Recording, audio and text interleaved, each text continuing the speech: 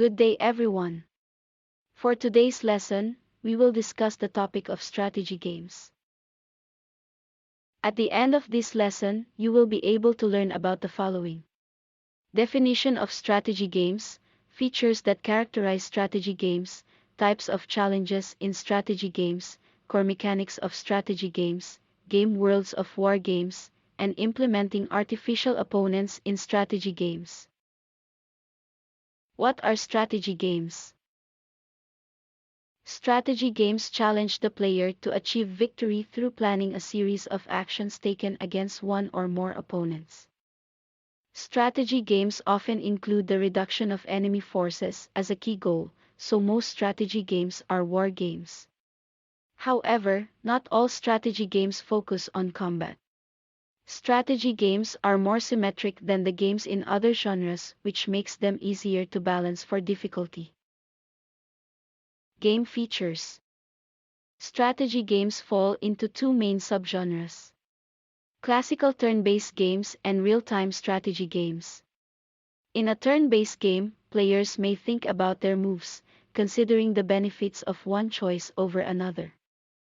Real-time strategy games add time pressure because everything happens at once and players do not have individual turns to ponder their moves. Conflict is most often characterized as combat between groups of individual combatants known as units.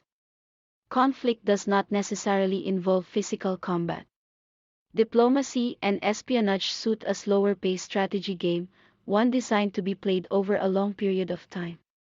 Exploration lets players investigate unknown terrain in a game world. Unexplored regions, shown in black, and explored but unpatrolled regions, shown dimly, are collectively known as the fog of war.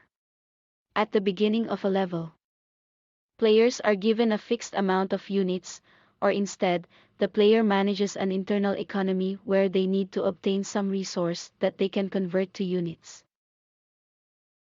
Common actions in strategy games. Move to a location in the terrain marked by a series of waypoints. Attack an enemy unit.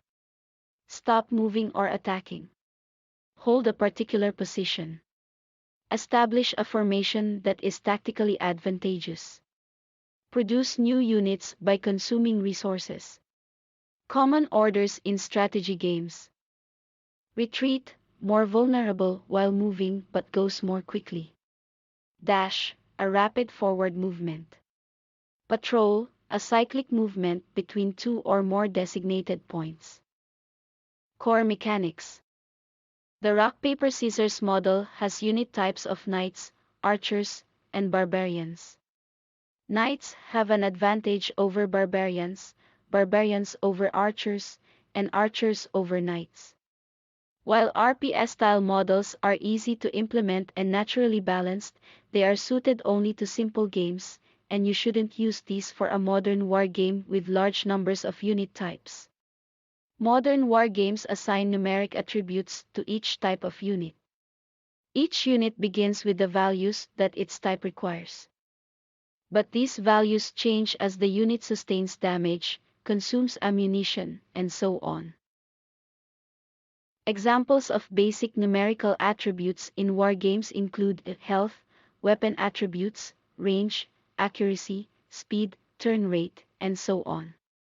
Examples of special capabilities of units include stealth, flying or sailing, repair, transport, constructing buildings, producing mobile units, and leadership. A unit's cost should be a function of its military value, which depends a lot on the conditions in which it fights. Lanchester's square law refers to the relative strengths of units equating to the square of their sizes. Lanchester's laws serve as a warning for balancing strategy games. The numbers and production rates make a huge difference. As with almost all other genres, units in war games fight at full efficiency until their health points are gone, even though that's obviously unrealistic. Morale is represented by a number that either increases or decreases an army's fighting effectiveness. Morale goes up when the army is doing well and down if it is doing badly. This tight loop produces too much positive feedback in favor of the dominant side. It's better to avoid morale altogether or to give it only a small role in determining fighting effectiveness. Upgrades can be organized into a sequence, such that some upgrades become available only after others have been achieved. Players can also be given a choice of upgrades to research at any given time. Different types include upgrades that apply to a single unit, modify the capabilities of a given unit type, and modify the core mechanics globally. Permanent upgrades strongly support the player's sense of progression through an extended game. Temporary upgrades produce big changes in the gameplay within a single level. Tech trees contain a large amount of upgrades organized into a branching tree structure, in which achieving one upgrade makes available a choice of several others that are logically related to the preceding one. Computer war games ignore minor stuff, so there is no need to keep track of food and sleep of soldiers, or fuel and spare parts of vehicles. A supply line is the route over which fresh troops and war material must be transported from their source to their destination. Usually the battlefield. Making the production process concrete but abstract the distribution process can reduce the problems of complicated game engines. Ways to abstract the distribution process are to decentralize resources, building roads to access resources, and using influence maps. The game world. Military strategy games tend to be set in the past, can be a historical event or mythology. Some historical settings have been overexposed and saturated in the market, so try to choose less popular ones. Choosing a present-day military conflict risks generating controversy and negative public opinion. If you want to use modern settings and weaponry, you might find it less controversial to make them fictitious. Science fiction settings remain popular and allow a lot of scope for invention. But unless you have a compelling world to present, you run the risk that your fantasy will not capture the public's imagination. Fantasy worlds characterize their imaginary weapons as magical, often set in a quasi-medieval environment. The presentation layer. The interaction model is related to the scale of the world. The player indirectly controls the units under his command while enjoying a godlike view of the game world. Choose an aerial perspective for the camera model to let players see the overall view of the game world.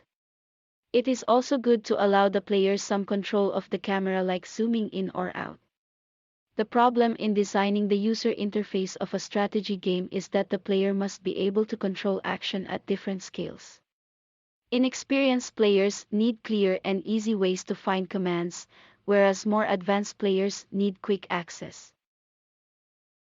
Artificial opponents. In simple games, artificial opponents search through the game tree, looking for the moves that produce the most advantageous result. A neural net mimics the brain's ability to recognize and correctly identify patterns of data. A finite state machine is a conceptual machine with rules that establish a simple behavioral system for an individual automated character. You can use finite state machines to define the behavior of units. A hierarchical finite state machine consists of several finite state machines. And the ones higher up in the hierarchy give orders to the ones lower down. Hierarchical finite state machines are very useful, but they're seldom good enough to beat a skilled player in an equal contest. The function of game AI is to put up a good fight but lose in the end. Summary. The key challenges of most modern war games are conflict, exploration, and economic management. Establishing a balanced economic model for unit production is important so that all sides in a game have an equal chance of building up their forces. The best ways to present those worlds to the player are with an aerial perspective and a multi-present interaction model. The material used for this lesson was taken from Chapter 13 of the book Fundamentals of Game Design, 2nd edition, by Ernest Adams. Thank you for listening.